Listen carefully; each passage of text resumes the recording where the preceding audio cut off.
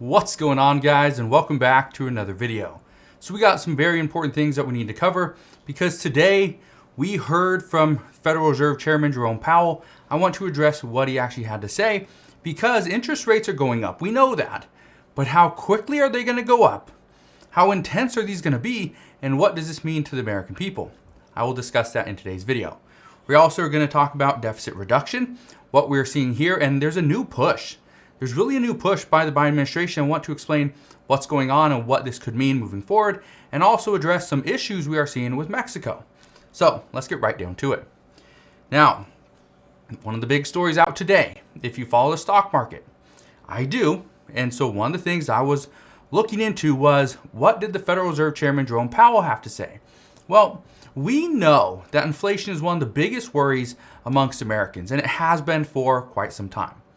Well, we also know that a 25 basis point rate hike, which is what was expected moving forward, well, according to economists, that is not going to move the needle when it comes to fighting inflation and bringing it back down. It's currently sitting at 8.5%. Okay? Keep in mind, this is a 41-year high. So it's a record for the past 41 years. That's not good. Those are not records we want to break. But as a result, the Federal Reserve now has 50 basis point rate hikes on the table. And you heard that right. I said rate hikes. And according to multiple economists, doing back-to-back 50 basis point rate hikes might be the only thing that pushes inflation back down. But it's not just back-to-back. It is considered to be back-to-back-to-back. They're considering 50 basis point rate hikes over the next 3 meetings. That would be substantial. That would cause a lot of issues in the market. And today, the Federal Reserve Chairman Jerome Powell said, and I quote, "We make these decisions at the meeting and we'll make them meeting by meeting. But I will say that 50 BP will be on the table for the May meeting." Now, there's a meeting in May. There's a meeting in June. There's a meeting in July. Okay? We could see 50 basis point rate hikes in May, June, and July. If this happens, the stock market's going to freak out. The economy is going to get hit. Okay? But here's what else is going to happen. And now, this should be very concerning for the mere fact that it's going to hurt. Because this is going to slow down spending. It should. Okay? I'm going to say it should slow down spending because the American people should stop spending money if this happens. This should slow down business investing, right? Businesses reinvesting back into their business to grow. Might not be the best time or the most opportune time to grow. For the American people, though, this is going to mean that everything's just a little bit more expensive. They can expect pricier mortgages, more expensive car loans. Credit card interest is going to go up. If you didn't watch my video I did this morning that talks about credit cards and how your limit may get cut, make sure you go and watch that video as well. But this also means that there's going to be more issues with rents and things like that as well, especially in the near future. And yes, you'll get a slight bump, just a little bump in your savings account payments, but that's about it, right? No real benefits here. Okay, so again, a lot of issues, and these things could be coming within the next couple of weeks. We have 2 weeks. 2 weeks, we will know what the Federal Reserve is going to do. So once we get that information, I promise I will give you that update as soon as we get it. Now, here's the other big news that came out today, and I want to touch on this because this is regarding Puerto Rico. Now, I do not live in Puerto Rico. Okay, I only know a handful of people there, but it's still part of the United States. Now, first, I've been saying this for a couple of months now, that the Biden administration is moving more towards deficit reduction. And what happened today really solidifies kind of my thinking.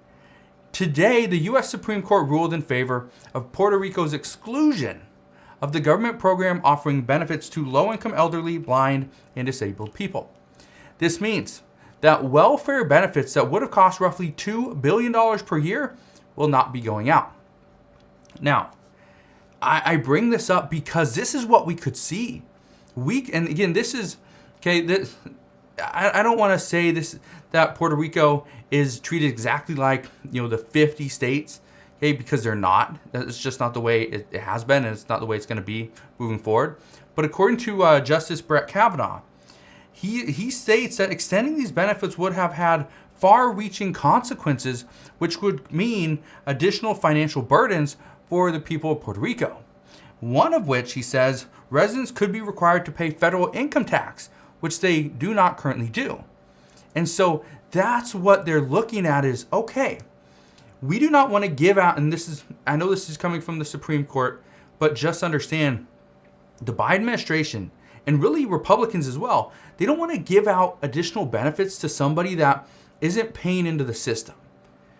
Just think about Senator Joe Manchin, for example, right? He did not want to give child tax credit payments to parents that were not working because you weren't paying into the system.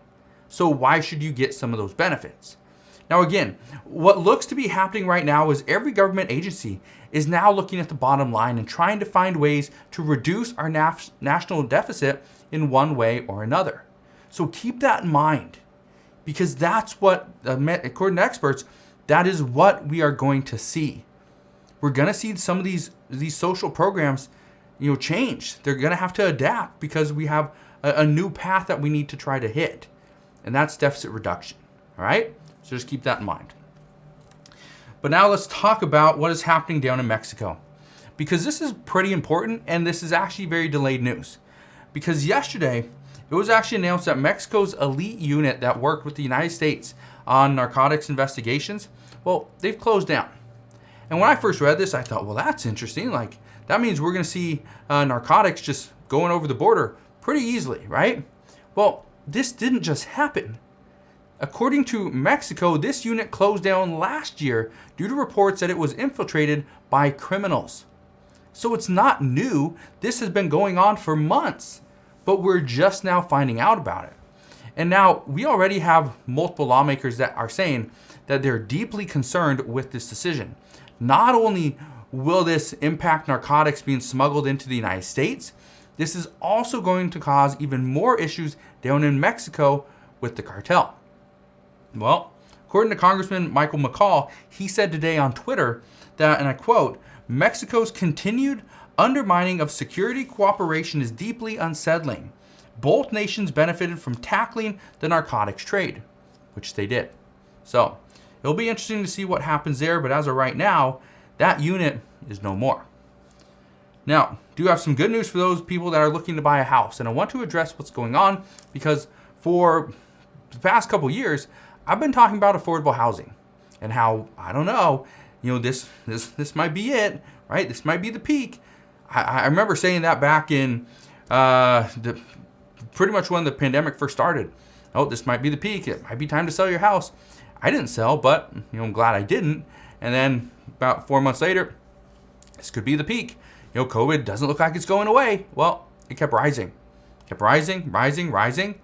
And now look where we're at. Home prices are just insane. But reports all across the U.S. are showing that sellers are already dropping their prices. Okay? It's not because of COVID. It's not because of people going back to work.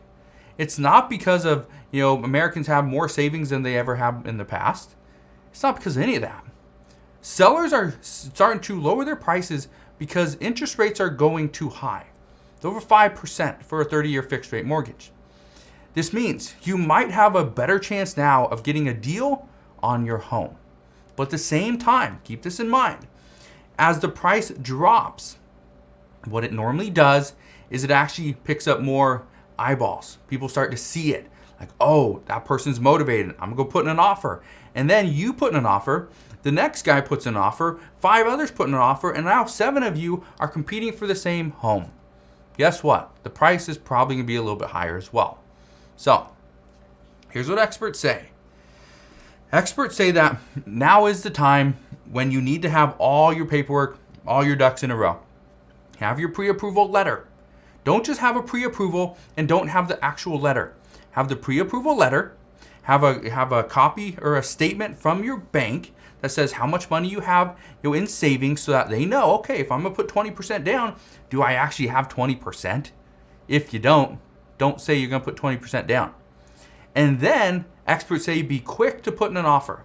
Sometimes it's the very first offer, because as the seller is dropping their price, sometimes they don't want to wait. They don't want somebody to rethink that offer, and so they accept it. So experts are saying put in an offer and do it quickly. So again, a lot of stuff's happening right now. The Federal Reserve could potentially really wreck the markets. But again, we will see what happens. As always, I will be here every step of the way. Again, just want to thank you guys for watching. Have a wonderful rest of your evening. Consider subscribing, and I'll see you guys on the next one.